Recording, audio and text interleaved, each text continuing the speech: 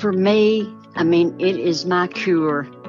It really, really is. And I'm sure a lot of other people, because when you go to the lake, you can forget just most everything but watching your line or feeling that hit on the end of your line. And you know, it's just perfect. Welcome to the Woman Angler and Adventurer podcast, inspiring real women with a passion for fishing and the outdoors to go get their adventure on. Now, here's your fearless host, Angie Scott. Welcome, everyone, to another episode of the Woman Angler and Adventurer podcast. I am pre-fishing Truman Lake today in preparation of my very first Lady Bass Anglers Association tournament at the end of the week. If I finish in the top 2, I qualify for the Classic on Saturday.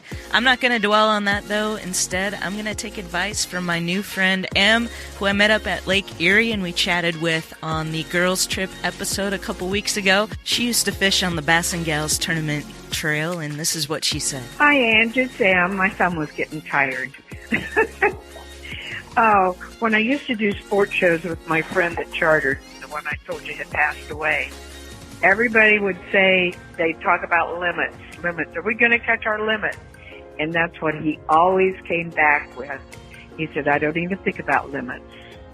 The first thing is safety. The second thing is having a hell of a good time. You take care of the first 2 and the third one will come along. And that was just his philosophy, and it always worked. So hope it works for you. Take care. We'll talk to you soon. Thanks. Bye-bye. So that's exactly what I'm going to do, and I can't wait to meet the ladies, and I'm hoping to get a podcast episode or 2 in while I'm there, and I'll keep you posted on how everything goes, so stay tuned. So my guest for this week's episode is another amazing and inspiring pioneer woman. Her name is Glenda Curving, and I was introduced to her by my brother-in-law, Brent Scott. Brent has been taking his boys, Nathan and Andrew, a.k.a. Fuzzy, on a trip to the Tellico River in East Tennessee for the past several years, and over time they've grown close with Glenda and her husband, Gary.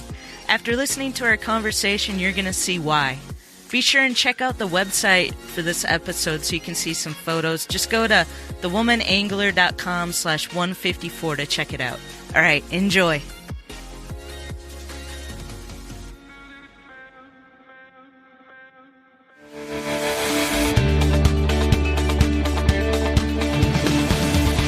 Glenda, welcome to the Woman Angler and Adventurer podcast. So I was introduced to you through my brother-in-law, Brent Scott, and from what I know to be true of Brent, he's an amazing all-around guy and father, and I'm blessed to be related to him. And he's been a fan of the show from the get-go. And after he and his boys have grown close with you and Gary over the past several years, he reached out to me and told me I needed to have you on the show, and I'm so glad he did. So welcome. Thank you. It's my pleasure. Let's kick this off by telling our audience a little bit about your childhood in fishing and hunting, and how did your love for the outdoors begin? At a carnival with one of those little magnet fishing things. Really? When I was probably about 4 or 5 years old, yes. So how did it go from that to actually getting out there and participating in hunting and fishing? By the time I was probably about 8, my grandfather lived with us in our home, and he would take me down to the Cunningham Creek. We'd have a cane pole and a bucket of worms or a can of worms. And then when I got a little older, Daddy started allowing me to go with him to like Chickamauga Lake and Dam and Weiss Lake and things like that, and we would do crappie fishing. And for those that don't know, this is East Tennessee, right? Yes, and yes. Such a beautiful part of the country, for sure. Yes, it is. And good lakes to fish in. And Brent mentioned that you actually, there was a time in your life where you actually had to hunt and fish for survival. Is that correct? Yes, oh yes. What was that like? Because a lot of us have never had to experience that. Yes, well, I'm proud that I had the experience of learning how to fish through my grandfather and my father, and hunting through my dad, grandfather, that give me the opportunity to know how to survive and take care of myself, my daughter, and stuff, you know. And I know you've taught like my nephews quite a bit about the outdoors and fishing, and from what I understand, you've taught quite a bit of others as well. Why is that so important to you? I just love fishing, not only here in the Chattanooga area, but out on the pier. I was taught in Florida how to do, you know, fishing in the ocean and saltwater fishing, and I enjoy showing everybody else what I learned from others. Oh, cool. And I enjoy, you know, helping anybody out in that way. Talk a little bit about Florida, because I love Florida as well. How did you end up learning how to fish out in the ocean down there? We started out on the charter boats before they even had what they call the county and the city pier. We always went to Panama City. And we started out on charter boats and did very, very well with Captain Anderson and Andrews. That's two of the fishing fleets down there. That's who we would, you know, book with. And we would go out on the 2 a.m. and they'd go further out in a little deeper water with the 2 a.m. and really catch some good red snapper, grouper. It was really exciting. And then when they did the Dan Russell Pier, we started going out on the pier and caught just as many king and Spanish, and just, you know, varieties like that. They had the blues, anything you wanted to catch, you could catch out on the Dan Russell Pier. Oh, cool. Yeah, I love going down to Florida and doing that stuff. I've only gotten to go offshore, I think, just one time. So I'd love, most of my experience has been inshore fishing down there, but it would be really fun to go out offshore again and get into that, the red snapper and, like you said, grouper and all of that. Triggerfish, I think we caught some of those.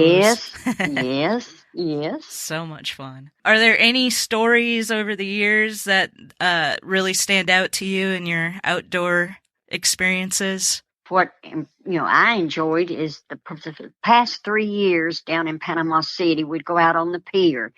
Everyone else would be hooked up to the king or bonita or a blue or something like that. And here I was hooked up to shark.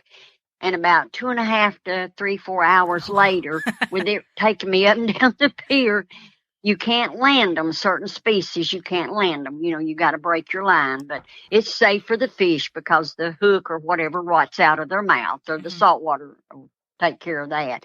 But while they were having good fishing with king and Spanish and good fish, I was, you know, hooked up to a shark or so, huge sharks. And the way they do that is down in Panama on the pier night. The regular fishermen have to come off about sundown. All the shark fishermen will go out at night. And they have until sunup the next morning to do their fishing. And a lot of times they'll hook into a shark, and before they can get it up on the pier, it will break off, you know, and then that shark is running up and down just right there at the beach. A lot of swimmers and surfers don't know that, but they'll be, and you'll hook into them during the day. Fun. I've tried to target shark surf fishing down in Florida, and I think I had one on at one point. And I was so excited, but it ended up, I didn't have a wire leader because I didn't know any better at the time. It was my first time. I didn't think about it, but I think it bit my line off. So, exactly. Yeah. You have to with the king and the Spanish, and those fish are toothy fish. They've got a lot of teeth, and they'll chew right through monofilament. Mm-hmm. What is your favorite fish to try and target? Do you have a favorite, or just any kind of fish? Well, the way the waters are, I like to catch and eat crappie. But as far as sport fishing, I love bass because I do catch and release on bass. And as far as a fun fish, I guess down in Florida, you know, the bigger fish as far as a fun fish, and then the edible fish, crappie, and then, you know, like the bass, catch and release. It's a fun fish. Well, you mentioned catch and release. How do you feel about the importance of conservation? Oh, you mean like to the waterways and the banks? Yes. Well, like when we go out, we try to pick up what others have left. You know, when we go to Tellico Plains to do our trout fishing, when Brent and Nathan and little Fuzzy go. I haven't got to meet the girls yet, but Fuzzy, the two sons, when they go, then they're the same way. If we see trash or anything when we go, we always pick it up or have a bag. Mm-hmm. Have you noticed? I've kind of noticed more trash this year than any other year. And I think a lot of it is to do with, the pandemic. More people are going outdoors. A lot for the first time ever. And, it's been kind of sad to see the amount of trash that people have been leaving behind, this year especially. Have you noticed the same thing?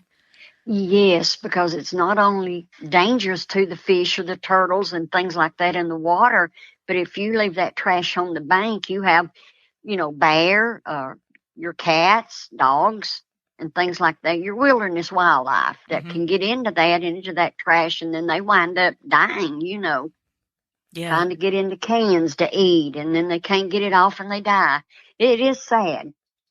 So we try to pick up as much as we can. It's very important. So I hope everyone can do that, and then that helps a lot. Mm-hmm. Yeah, I agree. So being out there in East Tennessee, you mentioned bear. Have you ever had any close encounters when you've been out and about with any wildlife?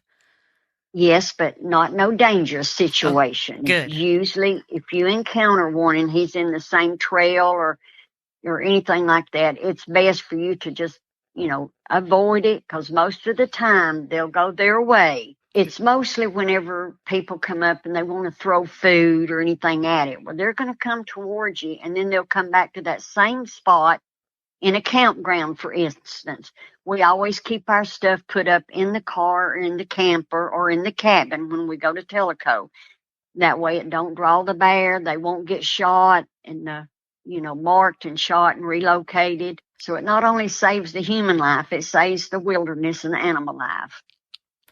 From billion-dollar ad budgets and arena naming rights to tens of thousands of retail locations, big wireless providers spend big to appear like they're your only option.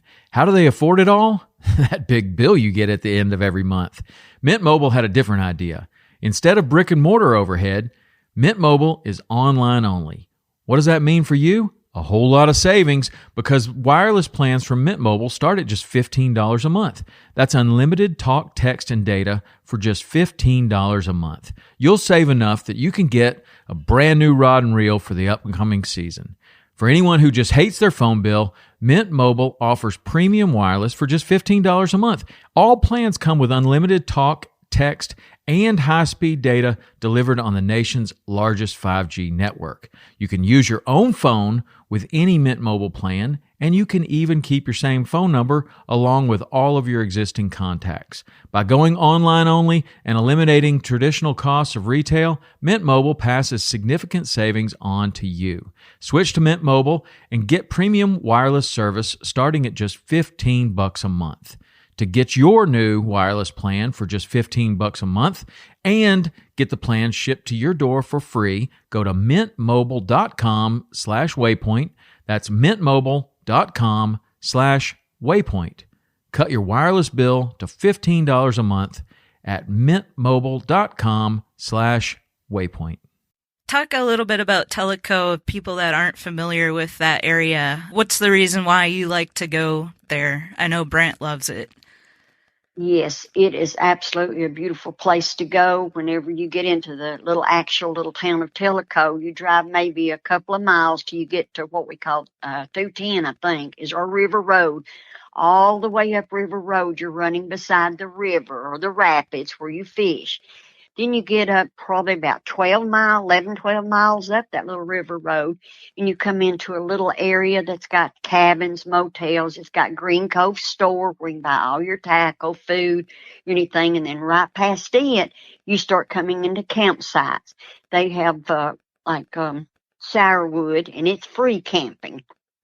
Then you go a little further, and then they start pay, it's charging for the campsites, but it's only $10 a night for anyone. And if you're senior, you can get that senior card and pay $5 a night. And it's really nice campsites up through there. They probably have 5 on the left. Then you get on up to the end where there's the Carolina line that has big open places for group camping. It's really a nice place to go. And fishing is great because they stock very well. They stock trout, and they have what they call a Green Cove Pond. And that's for anyone disabled, 65. I think children 12 and under, like Fuzzy, we usually take him up there, Brent's little boy. Mm-hmm. And it's just beautiful up there. You could just sit up there and just sit and do nothing but see the woods, the wilderness, hear the water. It's a beautiful, great place to go. Are there a lot of fly anglers in that area? Yes. Okay. Yes, it is. And it's becoming more and more fly fishermen. Like now, starting, I think the 15th, starting the 15th of this month. Yes, it's catch and release up there. And a lot of fishermen go up there because they use like the flies with single hook and and that's the rules right now, catch and release, single hook. And so fly fishermen go during this time a lot, and they still release trout up in there. Have you ever done fly fishing?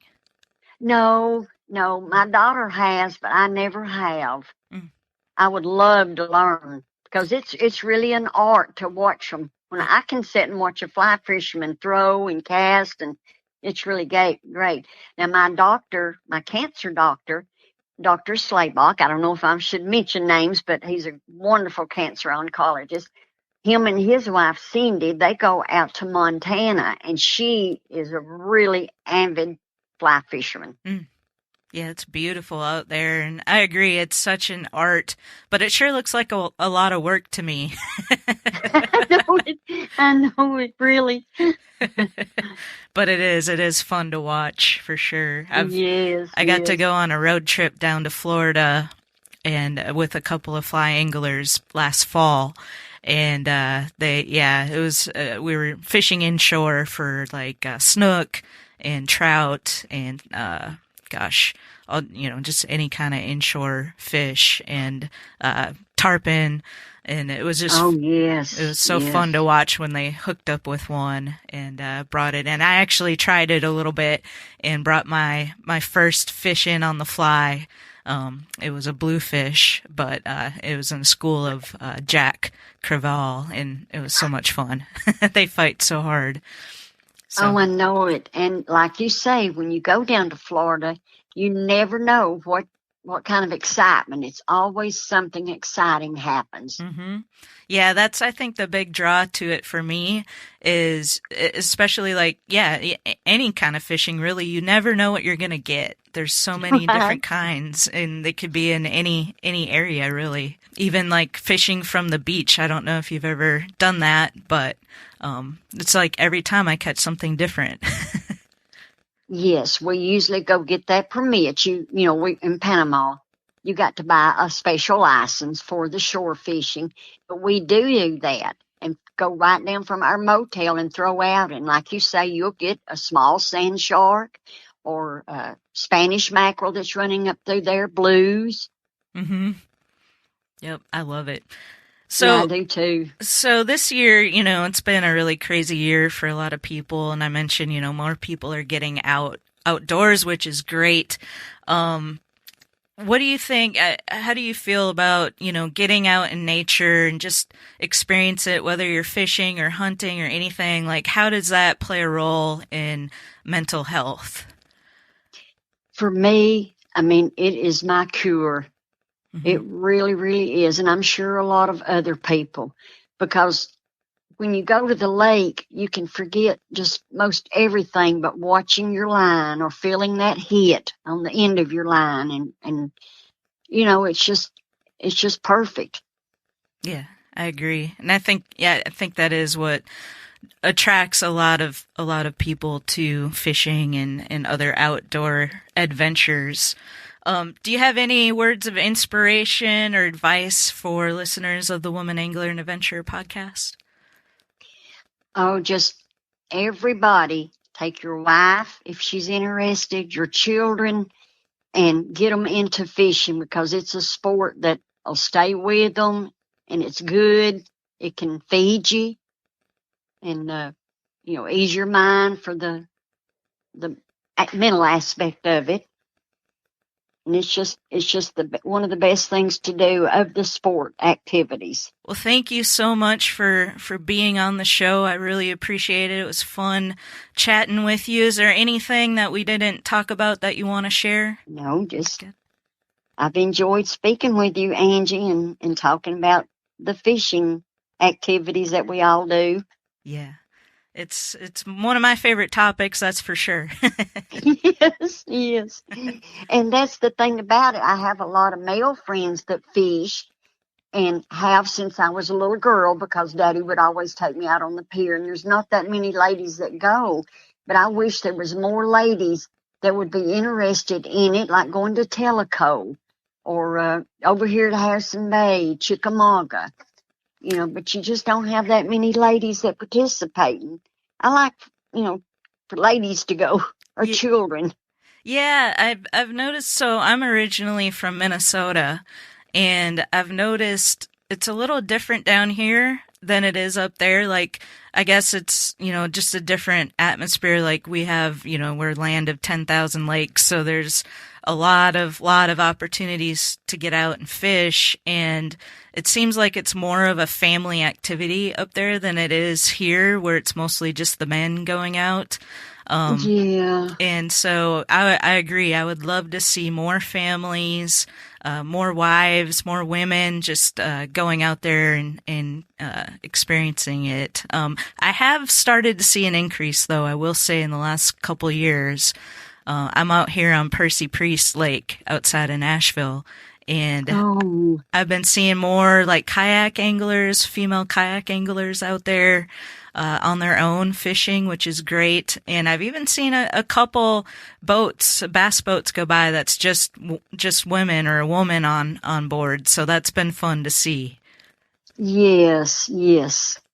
And I mentioned to you when we spoke before that I'm gonna fish with the Lady Bass Anglers Association, which is the Women's Pro Bass Fishing Tournament League, and my first event is actually next week. So I'm really looking forward to meeting those ladies and getting to know them. It's going to be in Missouri on Truman Lake, so that's going to be fun. I've never been over in that area before. I've been to like Branson, and that part of the state is absolutely beautiful, so I'm looking forward to seeing the Truman Lake area as well.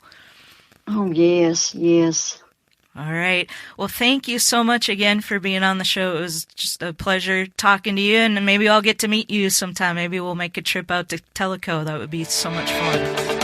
Oh, please, if there's any way possible, you need to do that, Angie. Okay. We'll make a point to make that happen. All righty, please do. All right, thank you. Have a great day. And it's been good talking to you. Thank you, and good luck in Missouri.